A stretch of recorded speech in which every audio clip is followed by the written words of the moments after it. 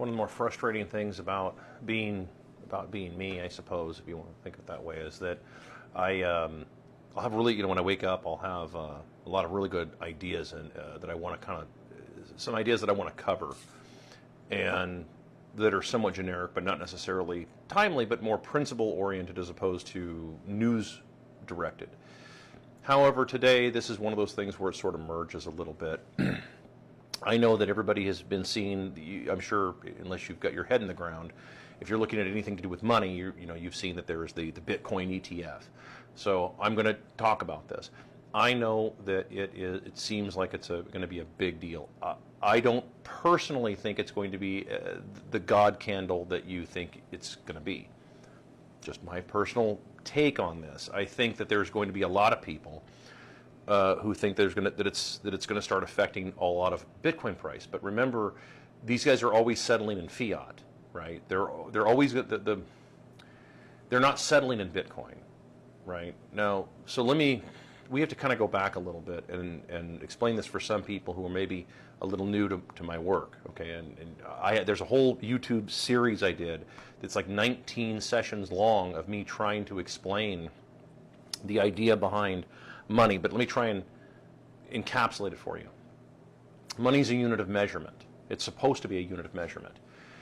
If we're building a house together and we're constantly using different units of measurements, that house isn't going to work out well. It's going to look like shit when we're all done, right?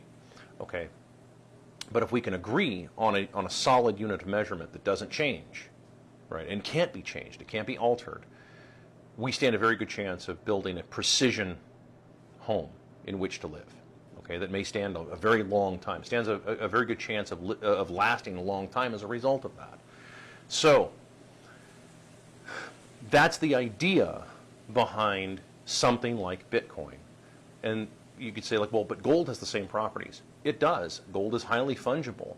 The challenge with gold, obviously, is that if you ask how much gold is there in the world, the only correct answer is nobody knows. We can estimate, but we don't really know.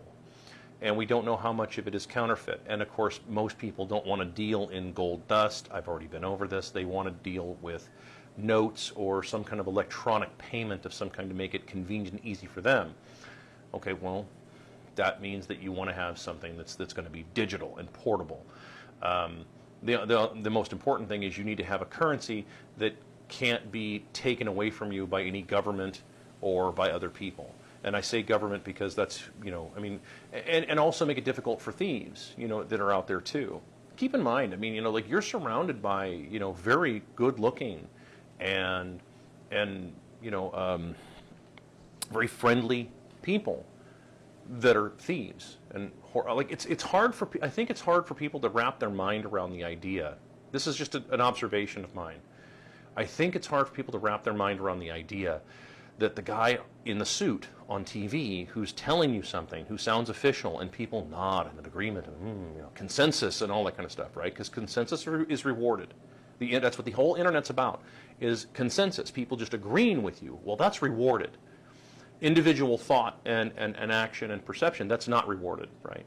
So that's why I was shocked that I had even more than 100 people following anything I did, because it's like, that's a little strange to me. So anyway, you see the good-looking guy on TV with consensus, and everybody nods in agreement with him. And what that does is it's a type of manipulation that works it's very effective on people. It's extremely effective because they see that other people see it and understand it. And even if you don't understand something, rather they know that most people aren't going to chime in and say, hold on, stop, I don't understand what the hell you just said. Explain all that again. Dumb it down a bit more. Most people won't do that. There was actually a Simon Sinek video wherein he explained that he sat in the front row where this guy was explaining something heavy and technical, and nobody had any questions. And then he raised his hand, and he said, hey, I've got a whole bunch of questions, because none of that made any sense to me at all. And that gave permission for everybody else to say, yeah, I didn't understand anything of what you just said. That's tough, right? And they know most people won't do that. It's like everything. It's like tons of shit that I cover here. Investments that you think, I'm like, dude, I see all these investments. I see all of them, Okay, and like 99% of all of it is complete bullshit. Okay, it's crap. It's not real. None of the numbers actually work, and it's because and the reason I'm able to say all this stuff fairly comfortably is because I have something called experience, like actual experience, not theoretical experience, not academic experience, but actually doing a lot of this stuff. So remember that there's a saying in Hollywood: there's commitment to a part, and then there's Daniel Day-Lewis, right? Okay, so it's a joke, and it's saying like, okay, so this is the guy that will actually, oh, okay, Daniel, the part is you're going to play a butcher, right? And so he'll go work at a butcher shop for 4 years researching the role, right? I mean, it's like, think of me as one of those guys doing stuff like that, okay? So when you see a lot of these things, such as the self-driving semi, I've debunked this repeatedly. How do I know all this? Because I own semi-trucks. I've worked on semi-trucks. I know a lot about them. I've driven them in the wintertime over mountain passes.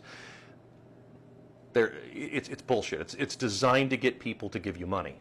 Okay? It's designed to get investors who don't know anything about what they're investing to give money over, and then you lose all your money. It's Jordan Belfort, okay? It's the same kind of bullshit. It's just it's pump and dump, and it's rampant everywhere. Well, but the SEC, protects us from. I can't even say that sentence with a straight face. Are you serious?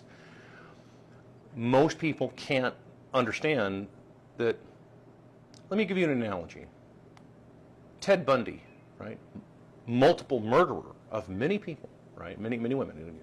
He was always such a nice guy, wasn't he? Nice guy, always said hi to the neighbors, all that kind of stuff. Jeffrey Dahmer was a quiet man. Everybody thought everything was awesome in his life.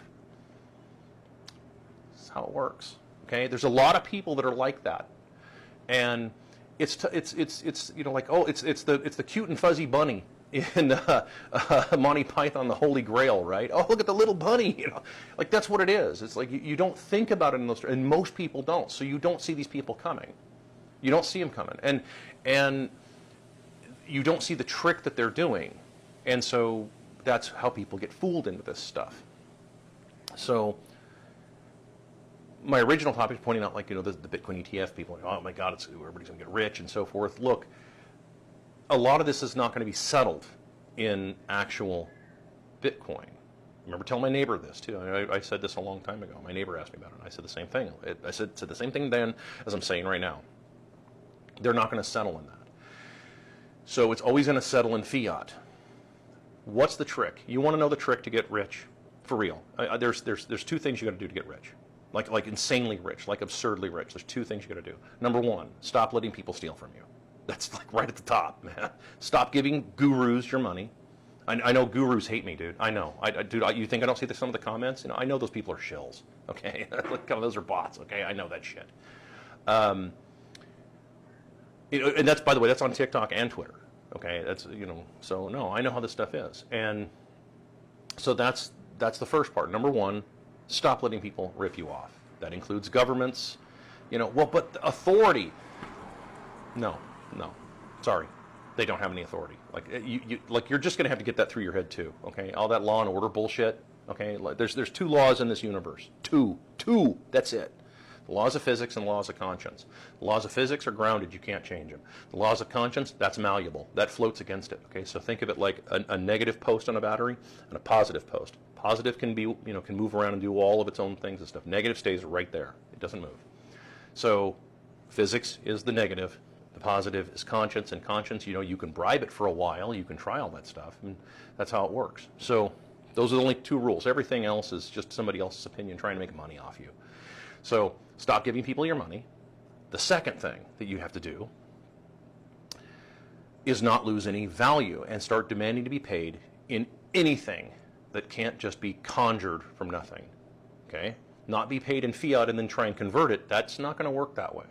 You have to start saying, I'm not going to lift a finger until you're paying me in something that you can't just conjure up out of nothing and then steal it back, steal 20%, 25%, 30% a year back from me in inflation. Okay? So the ETF, cool. I'm good with it. But put that in proper perspective. And so I'm trying to bring some of you down to earth on this because I know there's a lot of guys out there, I'm going to get rich and buy a Lambo. dial it back a little bit and start thinking, dude, if you just, whatever work you're doing, if you, as long as you don't lose value, then your savings is worth something.